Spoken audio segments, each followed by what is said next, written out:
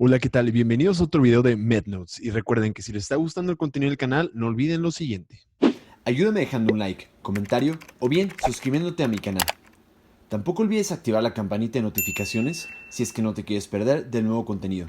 No tienes idea de cuánto me ayudas. Todas estas son nuestras referencias del día de hoy. En esta ocasión lo que vamos a cubrir va a ser ventilación mecánica. ¿A cuántos de nosotros no nos ha pasado que durante el internado o alguna rotación vamos pasando por los pasillos y nos encontramos con una imagen similar a esta? Ahora, uno de los problemas es que tan pronto nos acercamos, vemos la pantalla y encontramos lo siguiente. Y vemos que tenemos parámetros por acá, una pantalla que tiene ondas de no sé qué y otros números que tampoco sé qué significan. Entonces, la intención de este video es que al final de esto pues, ustedes puedan dominar perfectamente o por lo menos conocer las bases de qué es la ventilación mecánica si eres un estudiante o un interno para que te vaya mejor durante tu internado o rotaciones en el hospital. Recuerden que durante esta clase yo voy a dividirlo con una especie de índice donde cubriremos 7 puntos principales. Para empezar, veremos qué es la definición de ventilación mecánica. Posteriormente pasaremos a las bases fisiológicas necesarias para entender la ventilación mecánica, las indicaciones, qué es lo que encontramos en la pantalla y qué significa cada uno de estos aspectos, o por lo menos los más importantes. ¿Cuáles son los tipos de pacientes que yo me puedo encontrar? Las complicaciones que pueden tener asociadas al ventilador y para finalizar, cuál es la intervención del médico interno de pregrado o el estudiante de medicina. El primer punto es definir qué es la ventilación mecánica. Pues bueno, la ventilación mecánica básicamente significa la administración de volumen hacia los pulmones dada con presión positiva, que viene desde la máquina, gracias a un tubo endotraqueal, es decir, que va por la boca, o por medio de una traqueostomía, es decir, haciendo una incisión a nivel de la tráquea. Cualquiera que sean los dos enfoques, es la definición de ventilación mecánica. Lo siguiente que cubriremos ahora son las bases fisiológicas necesarias para entender ventilación mecánica. Recuerden que para empezar hablaremos solamente de la respiración pasiva, es decir, la que no se asocia a enfermedad o ejercicio.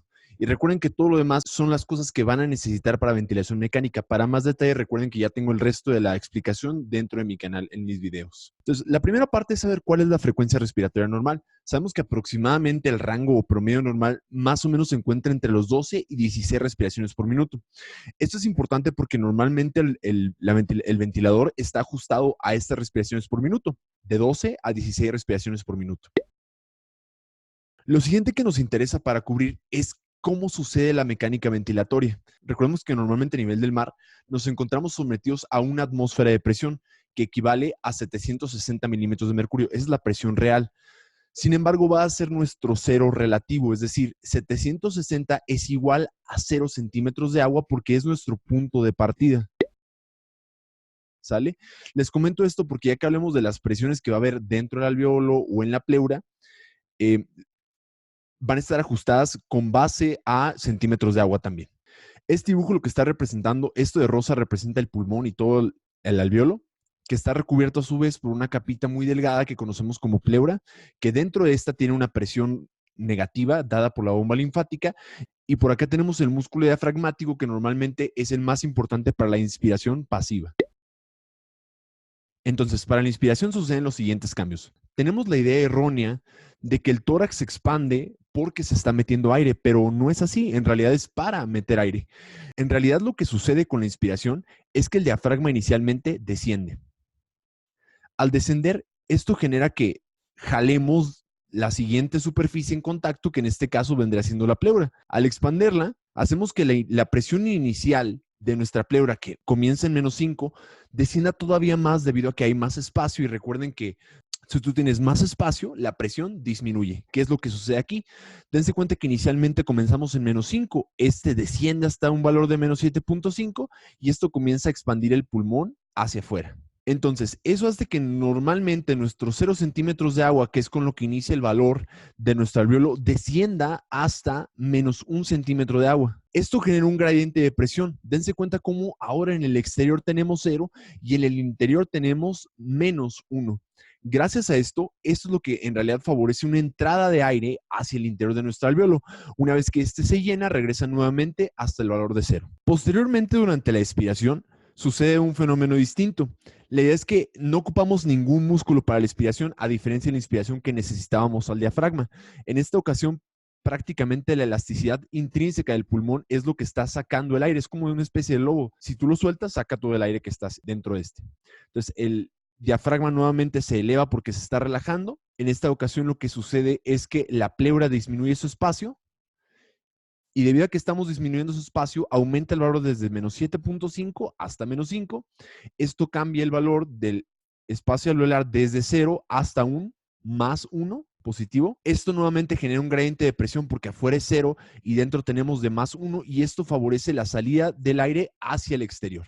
De cierta manera, para la inspiración, tú obligadamente necesitas generar presión negativa para poder inspirar. Y en la expiración, tú necesitas obligadamente generar presión positiva para poder expirar. La ventilación mecánica sustituye esta parte de la inspiración por agregarle presión positiva, que fue lo que comentamos durante la definición de ventilación mecánica. El siguiente rango a considerar se llama volumen corriente. Recordemos que en la clase o en el video de espirometría estábamos comentando que existían muchos volúmenes y muchas capacidades. Ahorita solamente voy a comentar qué es el volumen corriente. Recuerden que el volumen corriente es un volumen que se refiere solamente a los cambios de inspiración y expiración pasivos, es decir, durante el reposo, que prácticamente sucede en un paciente enfermo. Entonces, tenemos una inspiración pasiva por el diafragma, una expiración pasiva por la elasticidad. Inspiración, expiración, inspiración, expiración. Y esto que manejamos solamente de manera basal, lo conocemos como volumen corriente. En inglés le llaman tidal volume o volumen tidal. Recordemos que debido a que los ventiladores mecánicos siempre están ajustados al inglés, es decir, siempre van a encontrar el TB, que significa tidal volume, que aproximadamente en promedio es de 500 mililitros. Sin embargo, en la vida real, en el ventilador lo tenemos que ajustar sobre kilogramo de peso, es decir, aproximadamente son de 6 a 8 mililitros por kilo. Supongamos que entonces tú pesas 80 kilos, tú multiplicas tus 80 kilos por 6 mililitros, que es como lo bajito. Tú al salir la multiplicación te da 480 mililitros de volumen corriente, que en realidad se acerca mucho al valor fisiológico. Recuerden que esto se puede ajustar con base a las necesidades de nuestro paciente y de oxigenación. Y último, pero no menos importante, es la fracción inspirada de oxígeno.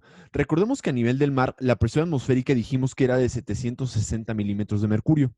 Estos 760 lo aportan muchos gases que conocemos como presión parcial. Por ejemplo, la mayoría de la presión atmosférica está dado por la presión parcial de nitrógeno, que constituye el 70% del aire. El 21% está conformado solamente de oxígeno. Y esto significa que en el cuerpo humano, de manera fisiológica, yo debería esperar que una fracción inspirada de oxígeno al 21%, tú deberías estar saturando tu porcentaje de hemoglobina más del 90%. Aproximadamente una persona sana está entre 95 y 100, pero más de 90 es la meta. Recuerden que esta fracción inspirada de oxígeno se puede ajustar con diferentes dispositivos. Por ejemplo, tenemos las puntillas nasales, la mascarilla con o sin reservorio, o por ejemplo el tanque de oxígeno al 100%. Esto lo único que cambie es este 21%, es decir, puedo aumentarlo del 21 hasta el 50 o del 50 al 90, o en caso de que el tanque de oxígeno sea al 100%, pues bueno, significa que el 100% de los 760 milímetros de mercurio son puramente de oxígeno. En resumen, con un FiO2 de 21, tú debes poder saturar a más del 90% la hemoglobina.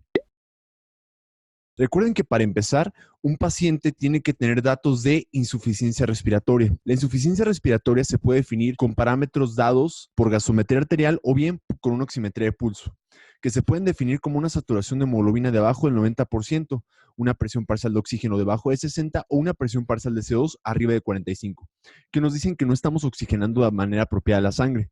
Esto es obviamente después de que no haya revertido con puntillas nasales, mascarilla con o sin reservorio y que obligadamente necesitáramos hacer una traqueostomía o una intubación. La insuficiencia respiratoria puede pasar debido a distintas etiologías. Aquí ya están enumeradas. Recuerden que cualquier cosa que no te permita hacer una respiración apropiada, ya sea por un problema del pulmón, por un problema de la pleura, por un problema de los vasos o bien un problema del músculo diafragmático. Entonces, aquí en esta tabla ya nos están resumiendo de manera apropiada cuáles son todas las etiologías. Número 1, aquellas patologías que estén alterando propiamente la integridad del alveolo, es decir, que no te permitan hacer una buena hematosis. Por ejemplo, tenemos desde neumonitis, algunos tipos de edema, sea o no cardiogénico, hemorragias pulmonares o bien un tumor proteinosis alveolar o cualquier otra cosa que esté afectando el parénquima pulmonar per se. También tenemos aquellos que estén alterando, número 2, a nuestra vasculatura, como por ejemplo lo puede ser un embolismo, sea la etiología que ustedes quieran. El siguiente es propiamente que la luz o la zona de conducción esté afectada en cualquiera de sus porciones. Por ejemplo, puede ser una obstrucción central o una obstrucción distal, ya sea por un tumor en la luz de los bronquios, angioedema, estenosis o patologías obstructivas como lo puede ser el EPOC o el asma.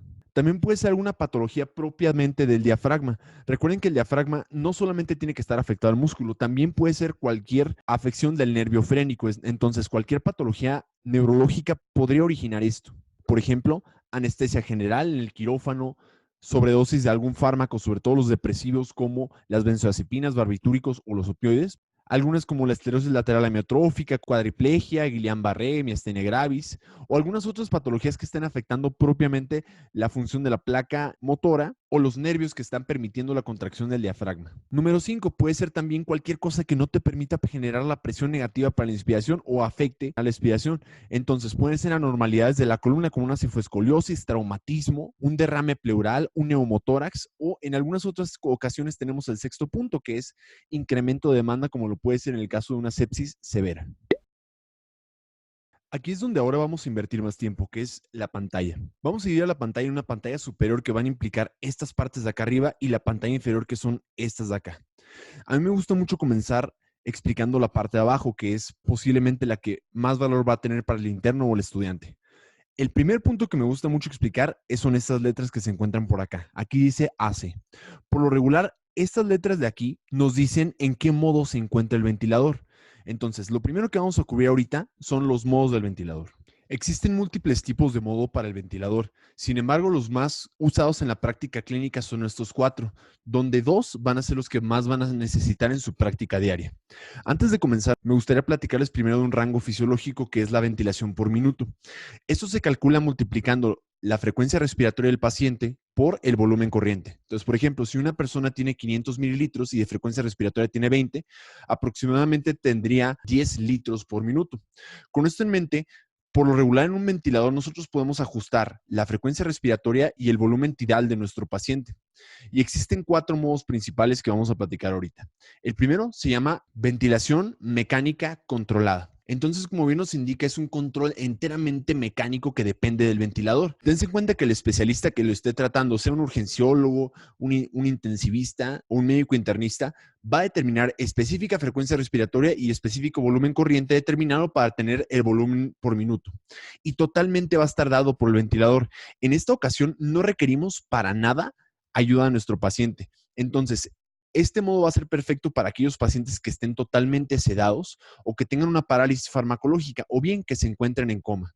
El siguiente modo se llama control asistido o asistocontrol. Ahora, el clínico especifica la frecuencia respiratoria de volumen corriente mínimo determinado, es decir, no va a bajar menos de lo que tú determines que es la ventilación minuto mínima. Esto va a estar determinado por el ventilador. Sin embargo, aquí podemos o no necesitar al paciente. ¿Cómo es que esto sucede? Entonces, en esta ocasión el paciente va a iniciar la respiración. Ojo, estoy comentando iniciar, no llevar a cabo en su totalidad. Es decir, el paciente hace como un esfuerzo inspiratorio, sin embargo, todo el volumen que vas a meter va a ser dado totalmente por el ventilador. Entonces, digamos que en un minuto tienes una respiración extra. Pues bueno, lo que sea que vayas a meter, sabemos que su volumen corriente, como va a depender enteramente del ventilador, sabemos que siempre va a ser constantemente de 500 mililitros. Por ejemplo, si nuestro paciente inicialmente era de 10 litros y tiene una respiración extra, pues bueno, yo sé que va a ser 10.500 mililitros de ventilación minuto. El siguiente modo se llama ventilación mandatoria intermitente. En este sentido es muy similar al asisto control, ya que determinamos nuevamente una frecuencia respiratoria y un volumen corriente determinado por el ventilador. Sin embargo, ahora, si el paciente lleva a cabo una respiración extra, va a depender totalmente por el paciente, no solamente el inicio, como era aquí arriba, que era el inicio. Acá, de inicio a fin, va a ser llevado totalmente por el paciente. Eso significa que el volumen corriente va a ser variable en este escenario. Es decir, yo no sé si va a meter 450 o 550 o 600. Vamos a depender enteramente del paciente. Ahora, la diferencia es que aquí le damos un poquito más de grado de autonomía al paciente. Obviamente, con esto hay más trabajo respiratorio y con esto menos atrofia y menos desgaste muscular por consecuente. Y el último modo se llama ventilación mandatoria intermitente sincronizada, que comúnmente no la encontramos aislada, siempre está asociada a la ventilación de presión soporte. Significa que esto en realidad es como casi lo mínimo que hay antes de poder destetar un paciente del ventilador. Eso significa que es un tipo de variación del IMB. Sin embargo, el beneficio que tenemos en esta ocasión es que podemos disminuir escalonadamente el soporte ventilatorio que le demos al paciente para eventualmente retirarle este.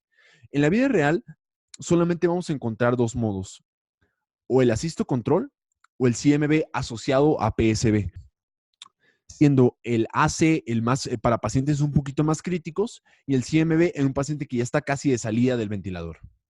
Con esto en mente, en este gráfico tenemos el PAW, que en inglés significa airway pressure o presión de la vía aérea. Ahora dense cuenta cómo en la inspiración generamos presión negativa, en la expiración presión positiva, en la inspiración presión negativa y en la expiración nuevamente presión positiva.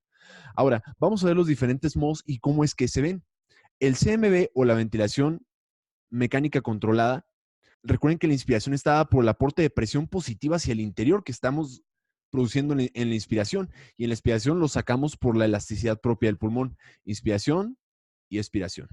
Entonces, en realidad, si pueden observar, aquí no hay nada de presión negativa porque en realidad el paciente no está haciendo prácticamente ningún esfuerzo. Recuerden que esto lo utilizamos para pacientes que tienen un deterioro neurológico severo, ¿no? Por ejemplo, en un coma, sedación o lo que ustedes gusten. El siguiente dijimos que es el asisto control. Recuerden que en este caso, si el paciente quiere iniciar una respiración extra, aquí estamos observando cómo al inicio de la inspiración baja poquito la presión. Este descenso poquito de presión representa al paciente tratando de hacer el esfuerzo inspiratorio inicial. Recuerden que es muy similar al de acá arriba, la curva de inspiración, debido a que estamos metiendo el aire de volumen corriente que ya determinamos por el ventilador. El siguiente, recordemos que es el IMB o la ventilación mandatoria intermitente. En este escenario, recuerden que nuevamente damos cierto grado de soporte, sin embargo, le permitimos al paciente poder dar inspiraciones y expiraciones extras, y el volumen corriente va a variar dependiendo de lo que sea que pueda el paciente meter extra de volumen corriente. Por ejemplo, acá estamos observando cómo la inspiración genera presión negativa para meter aire y expira un poco, pero si por ejemplo no cumple con la ventilación minuto mínimo, el ventilador dice, bueno, yo te ayudo y te ayuda con esto. Y en el otro caso, que es el SIMB, recordemos que es una variación sincronizada de este modo y le da cierto grado de autonomía un poquito más, disminuye la atrofia, disminuye los días de hospitalización o cuidados intensivos en el caso de que estuviera ahí, y lo utilizamos con destete. Recuerden que comúnmente está asociado a PSB, que es la ventilación de presión soporte, que es todavía más autonomía al paciente. Entonces, regresando a esta pantalla, nosotros ya vimos los tipos de modo que podemos encontrar. Ahora, aquí abajo son los determinantes de la ventilación por minuto. Aquí lo que vemos como F es la frecuencia respiratoria de nuestro paciente.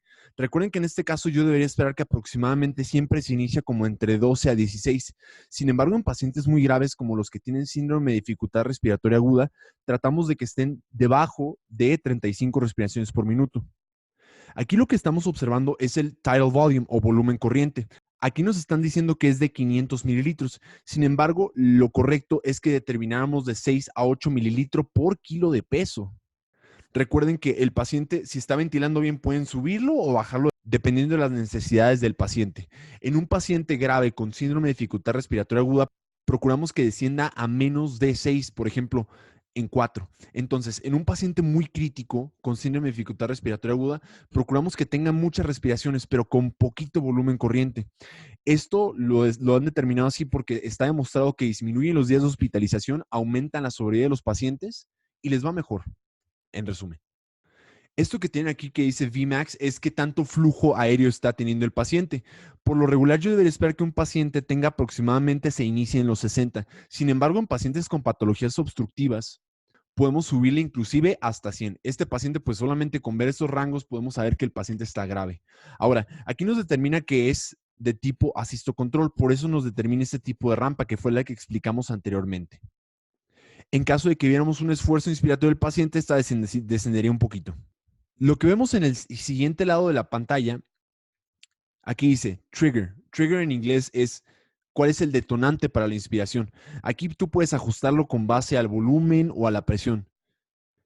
En este caso, como dice una P, está ajustada a presión. Lo normal es que la sensibilidad esté ajustada entre 1 y 3 centímetros de agua. Y si fuera por volumen, estaría en 2 litros. Pero no se preocupen, esto por lo regular no van a tener que ajustarlo ustedes. Ahora, los dos parámetros que tenemos acá son sumamente importantes para ver qué tan bien oxigenado está nuestro paciente. Esto que tiene aquí como O2 porcentaje se refiere a la fracción inspirada de oxígeno. En este caso, ustedes recuerdan que sabemos que el FiO2 normal es del 21%. Entonces, en este caso, significa que nuestro paciente para poder saturar arriba del 90% necesita por lo menos 45%. Pero la idea es, siempre y cuando el paciente esté saturando arriba de 90, tú tienes que tratar de descenderlo lo más cercano o igual al 21%.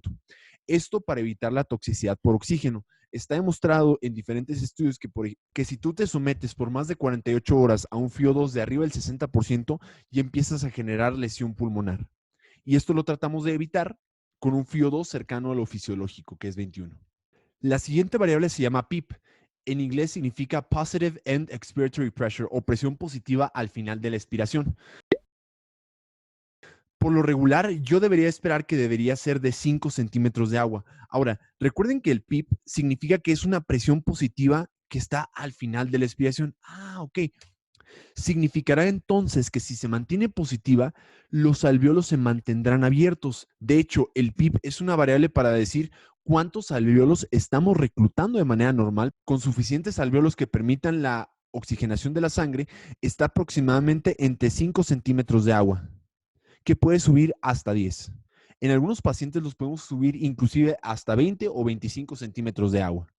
Ahora, lo que ven en la pantalla de aquí arriba son dos cosas. Número uno, ¿qué es lo que está haciendo el ventilador con el paciente, que es el tipo de ondas que explicamos anteriormente, y las presiones que está manejando dentro de nuestros pulmones? Aquí, como pueden observar aquí abajo, es la presión, que es la gráfica que no hemos explicado hasta este momento. Dense cuenta cómo tiene cierta hora de positividad, por eso aquí está más o menos en 5, está entre 10 y 0. Por eso sabemos que el PIP es de 5, que es la positividad al final de la expiración. Dense cuenta cómo cuando aumenta, la presión sube hasta más o menos como de 30. Este valor se encuentra por lo regular en la esquina superior izquierda. Aquí te dice que la presión tope es de 31, que es una presión relativamente alta. Yo debería esperar que para evitar un barotrauma en estos pacientes debamos mantener una presión debajo de 35. Por lo regular, yo debería esperar que debería estar debajo de 35. Recordemos que manejamos también estos valores de PIP también para evitar el barotrauma y que se pueda generar, por ejemplo, un neumotórax. Esto que te dice PMIN es el promedio de la presión que está manejando, tomando en consideración la presión que está administrando el ventilador y además el PIP con lo que se queda al final de la expiración. Aquí nos está comentando que el PIP es de 5.3, pero recordemos que podemos manejarlo entre 5 y 10, pero que no supere los 25. Aquí hay una relación que se llama IE, o relación inspiración-expiración. Esto es una variante de tiempo. Te está diciendo, bueno, ¿cuánto tiempo está tardando en la expiración y cuánto en la expiración? Te dice que en la expiración toma aproximadamente 1 segundo y que durante la expiración toma aproximadamente 2.5 segundos. Lo regular o lo fisiológico que esperamos es que esté entre de 1 a 2, o sea, que tome 2 segundos de expiración, o de 1 a 3, es decir, que tome 3 segundos la expiración, que se encuentra relativamente en el rango normal de este paciente. Hay otros variables y puntos de ventilación mecánica que quedan más allá de los objetivos de este video, pero ya que lleguen a la especialidad, con gusto lo platicamos. Ahora, el tipo más común de pacientes que vamos a tener son aquellos que tienen síndrome de dificultad respiratoria aguda. Por lo regular, estos pacientes los vamos a encontrar en cuidados intensivos. Esto recuerden que manejamos altas frecuencias respiratorias y un volumen corriente bajito. Esto con el objetivo de aumentar la sobrevida del paciente y disminuir los días de hospitalización y su mortalidad. El otro tipo de pacientes que comúnmente se van a encontrar son aquellos que están sometidos a ventilación mecánica a corto plazo, que solamente fue para protección de la vía aérea. En estos casos le vamos a dar alto grado de autonomía a los músculos respiratorios. Aquí, por ejemplo, el CMB o el PSB por sí solo. En un paciente con un patrón obstructivo como aquellos del EPOC, que es un conjunto de patologías como el enfisema pulmonar, bronquitis crónica y algunos autores consideran la bronquiectasia, estos como tienen atrapamiento, obviamente vamos a preferir modos que estén limitados por volumen. Recuerden que los modos que comentamos anteriormente todos pueden ser ajustados para ser limitados por volumen. En aquellos pacientes con cierto grado de parálisis está súper contraindicadísimo el PSB. Esto porque no tienen un control total de los músculos respiratorios. Y las complicaciones más comunes, recuerden que al final del día el pulmón recibe el 100% del gasto cardíaco y toda la sangre tiene que pasar por los alvéolos. Entonces, en caso de alguna complicación, podemos disminuir el gasto cardíaco, inclusive tener una especie de shock que se llama shock obstructivo, que puede estar asociado a un neumotórax, por ejemplo, por consecuente hipotensión, barotrauma o una lesión pulmonar asociada al ventilador. Y en algunos casos se puede inclusive desarrollar incremento de la presión intracerebral. Ahora, ¿cuál es el papel del médico interno de pregrado o el estudiante? Siendo muy realistas, solamente van a poder modificar 3 cosas. La primera siendo el FiO2. Recuerden que el FiO2 normal es del 21%, entonces la misión de todo médico es tratar de llevar al paciente lo más cercano y pronto a este valor para poderlo retirar del ventilador, sobre todo si no es una patología de gravedad, ya que el ventilador puede tener más problemas que beneficios a largo plazo. Entonces, si por ejemplo tú durante una guardia encuentras que el FiO2 está al 60%, pues bueno, le bajas, por ejemplo, a 45 y si ves que de todas maneras está saturando a 90, pues ahí le dejas. El objetivo de todas maneras, el objetivo es permitir que esté saturando arriba del 90% con la menor cantidad de FiO2 posible y arriba del 21%. Número 2, siempre casi por turno a los internos nos van a dejar y a los estudiantes que estén rotando, tomar una gasometría del control, al paciente que está en el aislado. Entonces, prácticamente van a encontrar una de 2 patologías si es que sus problemas de fondo están bien controlados. O tiene una acidosis respiratoria o tiene una alcalosis respiratoria. Recuerden que para interpretación de gasometría ya subí un video anterior a este. Y para poder explicar esto, ocupamos entender poquito la relación que tiene el CO2 y la ventilación. Recuerden que desde que vamos en primaria nos explican, el pulmón cuando inhala y exhala se encarga de eliminar el CO2. Entonces, de cierto grado podemos decir lo siguiente, que la ventilación se correlaciona de manera inversamente proporcional con el CO2, que es en realidad un ácido. Entonces, mientras más ventiles, más CO2 sacas. Mientras menos ventiles, más CO2 vas a retener. Recordemos que el CO2 es un ácido volátil. A pesar de que no es un ácido per se, tiene el potencial de convertirse en uno. Entonces, por ejemplo, si tienes un paciente que tiene una acidosis respiratoria después de la gasometría, pues bueno, un buen interno lo quiere decir, el paciente no está respirando bien. Vamos a aumentarle poquito el volumen corriente y la frecuencia respiratoria siempre y cuando se encuentre en los rangos específicos normales. O, por ejemplo, si tiene una alcalosis respiratoria, pues bueno, significa que el paciente está hiperventilando. Debemos de bajarle poquito la ventilación. Entonces disminuimos volumen corriente o frecuencia respiratoria. Recuerden que si con esos ajustes mínimos en el rango funcional y fisiológico no revierten la patología de base, siempre va a tener que ser valorado y tratado por un especialista. La intención de este video no es que los traten ustedes solos, pero que en cualquier situación de emergencia que no tengan a nadie, ustedes puedan manejarlo un poquito o que durante los pases de visita les vaya mejor. Pues bueno, hasta aquí el video, amigos. Ojalá les haya gustado mucho el contenido del video y hayan disfrutado por lo menos la mitad que yo haciéndolo. En este momento estoy grabando desde mi laboratorio en el servicio social durante mi hora de salida. Entonces recuerden que si les gustó el contenido del canal, no olviden seguirme en redes sociales.